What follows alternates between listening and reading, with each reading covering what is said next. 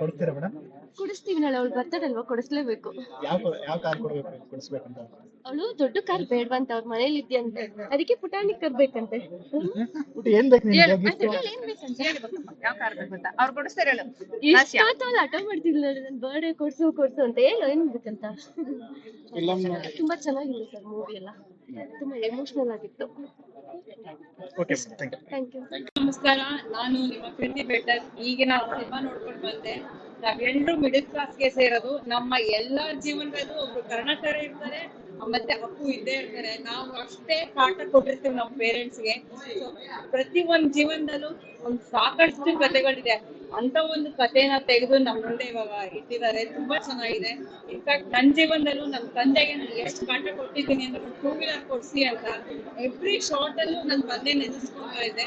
ಅಷ್ಟು ಚೆನ್ನಾಗಿ ಕನೆಕ್ಟ್ ಆಗುತ್ತೆ.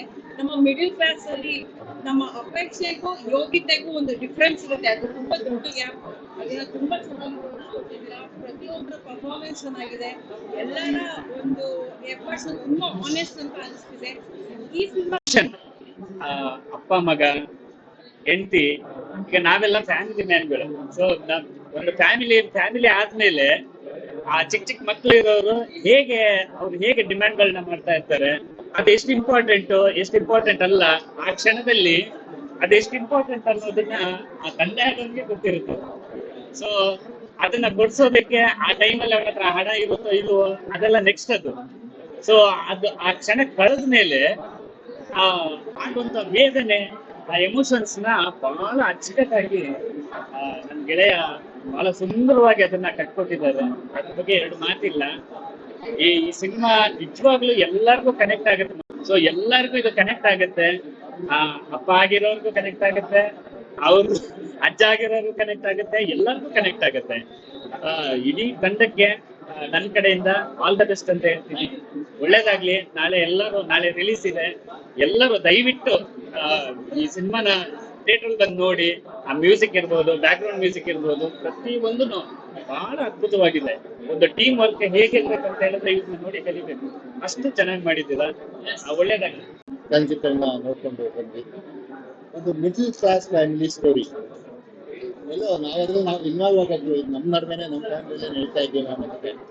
ನಮ್ಮೆಲ್ಲರ ಆಸೆಗಳು ಕೂಡ ಏನಂದ್ರೆ, ನಮ್ಮ ಮಕ್ಕಳ ಆಸೆನ ಈಡೇರಿಸೋದು. ಅವ್ರೇನ್ ಕೇಳ್ತಾರೆ ನಾನು ತೆಕ್ಕೋಣ ಅಂತ ನಾವು ಬಹಳಷ್ಟು ಪ್ರಯತ್ನ ಪಡ್ತೀವಿ.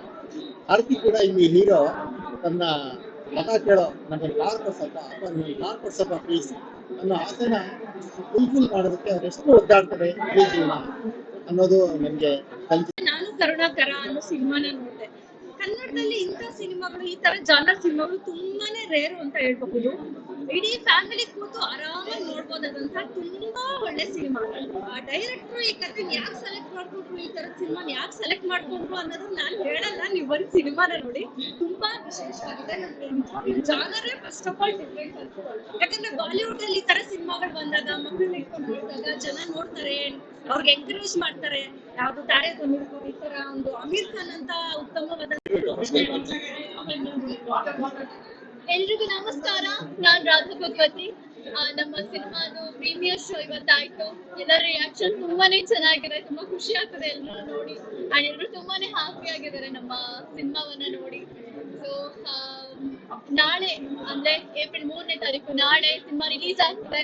ಸೊ ದಯವಿಟ್ಟು ಯಾರು ಮಿಸ್ ಮಾಡ್ಕೊಳ್ಬೇಡಿ, ಎಲ್ಲರೂ ಥಿಯೇಟರ್ಗೆ ಹೋಗಿ ಸಿನಿಮಾವನ್ನ ವೀಕ್ಷಿಸಬೇಕು ಅಂತ ನಾನು ಕೇಳ್ಕೊಳ್ತೀನಿ.